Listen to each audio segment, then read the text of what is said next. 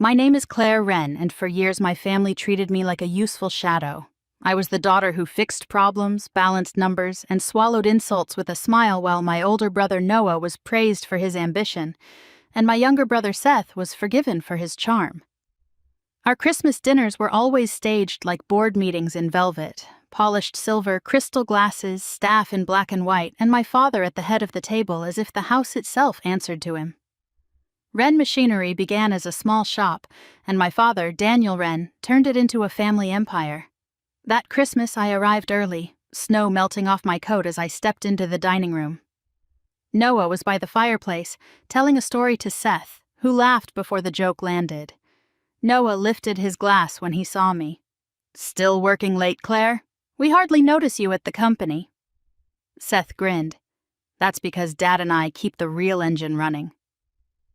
I gave them the calm smile I had worn for years. Halfway through dinner, my father stood and tapped his glass. The room went silent. "I have an announcement," he said.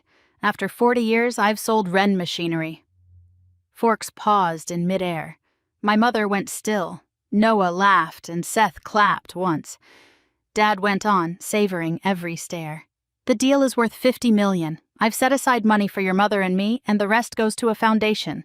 None of you are getting a payout." I set down my fork. "Who bought it?" I asked. "North Star Holdings," he said, almost proudly. I folded my hands. "Then you sold it to me?" The silence was so complete I could hear the radiator ticking near the window. Noah barked a laugh. "You? With what, your salary?" Seth shook his head. "She's bluffing." My father narrowed his eyes. "Explain." I reached into my purse and laid a leather folder on the table.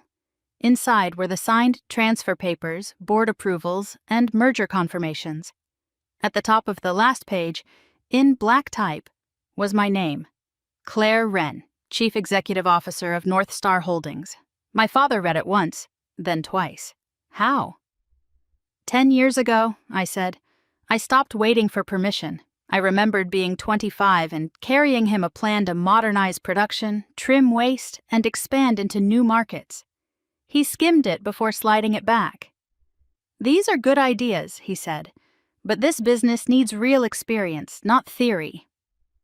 So I left the company the next spring and started a consulting firm with my savings and a second-hand desk. I worked 16-hour days, slept on a fold-out couch, and learned how to turn broken operations into profit. By year 3, I had a team. By year 6, I was buying distressed firms and fixing them. North Star was the shell company I built for acquisitions.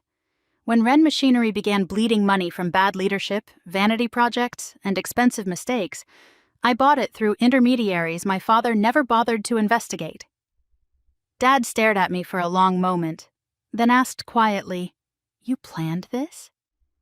"Yes, because you never would have let me help if you knew." Noah pushed back his chair. "This is insane." "Insane," I said, "was letting the company rot while you called it tradition." The next morning, I was in the plant.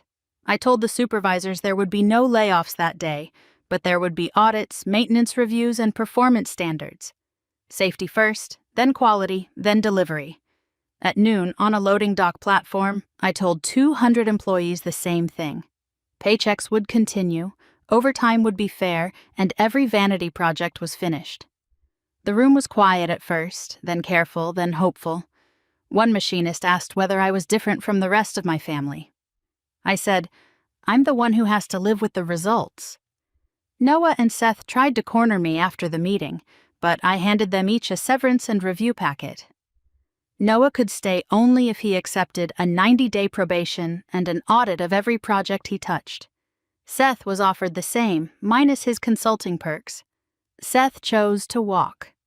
Noah stayed long enough to discover that the numbers I had flagged were real, and that he had been drawing money from expense accounts he could not explain. By Friday, he resigned. 3 months later, Wren Machinery was profitable again. We kept the workers, cut the waste, and landed 2 new contracts. My father asked for a desk, not a throne, and I gave him one in the corner office with no vote and no veto. On the first spring evening, the 4 of us sat around a smaller table in my mother's house. No staff, no performance. My father raised his glass toward me and said, to the daughter who saved what I couldn't. I looked at the man who had once measured my worth in silence and answered, to the future. For once, they actually listened.